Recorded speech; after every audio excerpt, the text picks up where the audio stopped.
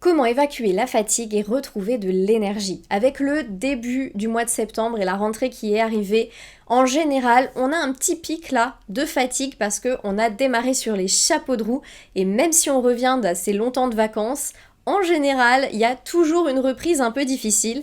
Donc aujourd'hui, je vous propose d'apprendre à évacuer cette fatigue et à voir des solutions pour retrouver facilement de l'énergie. Bonjour à tous, je m'appelle Laure, je suis sophrologue et photographe et j'aide tous les entrepreneurs à mieux gérer le stress, éviter le burn-out et améliorer l'image de soi avec deux outils thérapeutiques, la sophrologie et le portrait photographique. Alors la première chose que je vais vous proposer, c'est un exercice de sophrologie pour évacuer la fatigue. Moi j'adore faire ce genre d'exercice parce que ça m'aide vraiment à relâcher complètement la fatigue, à vraiment imaginer que je la sors complètement de moi. Et comme ça, j'ai l'impression que l'énergie revient plus facilement en moi. J'ai des sensations d'énergie qui reviennent. Déjà parce que j'ai mobilisé mon corps et ma respiration, donc forcément ça m'a un peu aidé. Et en plus de ça, j'ai vraiment visualisé ma fatigue qui s'en va et ça m'aide énormément. Pour ça, je vous propose un exercice que j'adore qui est le pompage des épaules. Je trouve que pour moi, c'est le plus parlant.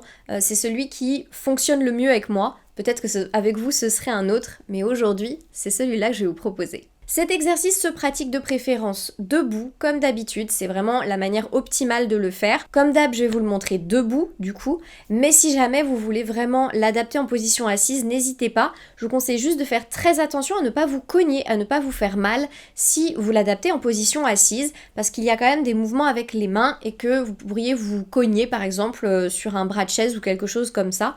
Donc, faites bien attention à vous, surtout. Donc cet exercice comme d'hab, il va commencer debout, les pieds parallèles, écartés de la largeur du bassin, les genoux un peu déverrouillés, le dos bien droit, les épaules relâchées, la tête droite dans l'axe et les yeux fermés. Vous allez inspirer profondément par le nez en serrant les poings, bloquer la respiration et faire des mouvements d'épaule de haut en bas, puis souffler fort par la bouche en ouvrant les mains et en relâchant les épaules. Puis vous reprenez une respiration naturelle, et vous accueillez les ressentis pendant quelques secondes avant de recommencer une deuxième fois et en tout vous le ferez 3 fois de suite. Cet exercice, pendant que vous êtes en train de le faire, je vous conseille vraiment d'imaginer que vous êtes en train de faire descendre toute la fatigue dans vos poings, que vraiment à mesure que vos épaules bougent, vous êtes en train de faire descendre toute la fatigue à l'intérieur de vos poings et qu'au moment où vous soufflez fort par la bouche en ouvrant les mains, vous êtes vraiment en train d'expulser toute la fatigue qui est en vous en la jetant vers le sol et en la soufflant très fort. Moi, c'est vraiment ce qui me permet le plus de visualiser et je trouve que c'est assez parlant. Imaginez vraiment que vous lâchez la fatigue et qu'elle repart vers la terre, qu'elle repart vers le sol et que vous n'en entendez plus jamais parler. La deuxième astuce que je vais vous donner pour vous aider à retrouver facilement de l'énergie, ça va être de gérer votre stress et votre anxiété au quotidien. Tous les outils que je vous donne là, ils sont utiles non pas seulement pour éviter le burn-out, mais aussi pour gérer la fatigue.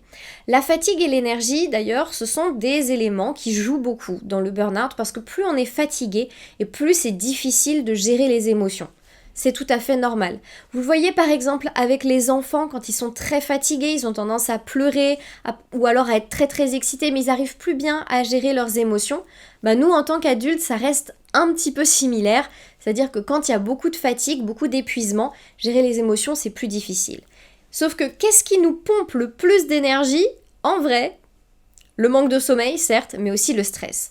Et le stress, c'est vraiment un véritable vampire pour ce qui est de l'énergie. Ça vous arrache votre énergie et ça devient très très compliqué par la suite de la retrouver cette énergie si vous ne gérez pas votre stress. Donc vraiment, mon conseil pour ça, ça va être quotidiennement de pratiquer des exercices. N'hésitez pas à vous inspirer de tous ceux que je vous donne ici. Il y a aussi ceux qui sont dans mon challenge 3 jours. Donc ce sont 3 vidéos. Vous pouvez le télécharger en bas dans la barre d'infos. Il y a 3 vidéos, un exercice de sophrologie par jour en vidéo que vous pouvez facilement faire. Ça dure à peine quelques minutes, moins de 5 à vrai dire.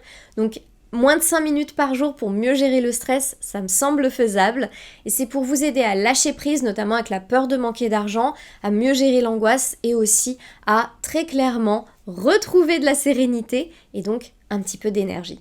Et aussi un point important, c'est vraiment de prendre du temps pour vos loisirs et pour passer du temps avec vos proches. Ça c'est vraiment essentiel pour vraiment gérer le stress. Donc n'hésitez surtout pas à le faire.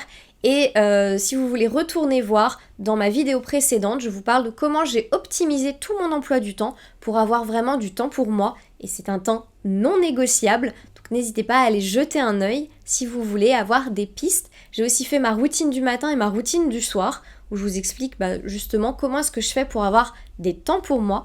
Donc n'hésitez pas à aller jeter un œil si vous voulez vous en inspirer. Ensuite, je vous conseille de faire des pauses. Alors là, je vous le donne en mille. Vraiment, c'est un conseil, vous ne l'avez pas vu venir. Mais figurez-vous que pour retrouver de l'énergie, il faut se reposer. Waouh! Ça a l'air complètement fou que je vous le dise. Et pourtant, je sais que la plupart d'entre vous, vous le savez déjà. Mais vous ne le faites pas, donc ça suffit.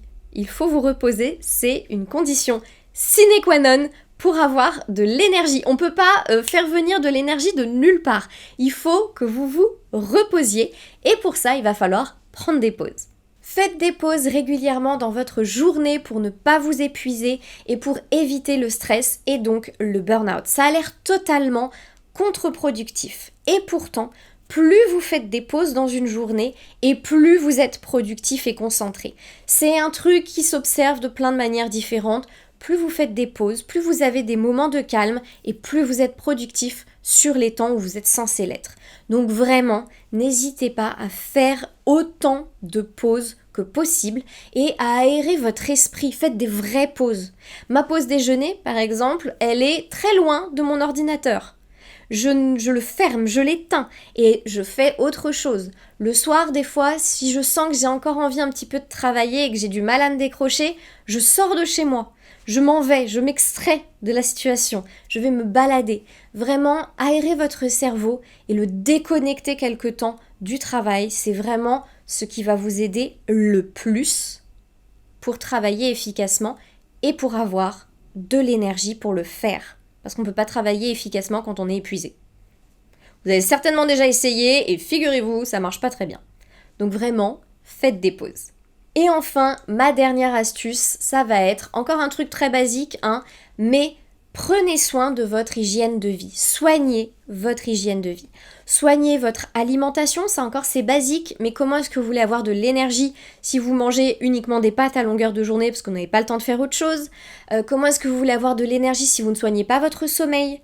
Le sommeil, c'est la base de tout, donc pitié, soignez votre sommeil, c'est essentiel pour avoir de l'énergie et donc faire des journées productives. Et aussi, n'hésitez pas à avoir une activité physique, soit faire du sport, faire de la danse, aller marcher, vraiment trouver ce qui vous plaît. Et vous n'êtes pas obligé de soulever de la fonte à la salle si vous aimez pas ça. Il n'y a pas que ça comme sport. Vous n'êtes pas obligé de faire ça. Vous pouvez aller faire du foot avec des copains et des copines. Ça peut être faire de la danse. Ça peut être simplement aller marcher longuement dans la rue ou dans la forêt si vous avez une forêt pas loin. Vraiment, trouvez ce qui vous plaît, mais le sport, peu importe le sport, c'est important, l'activité physique, bouger, c'est important dans votre vie, dans votre quotidien, pour garder un bon équilibre mental.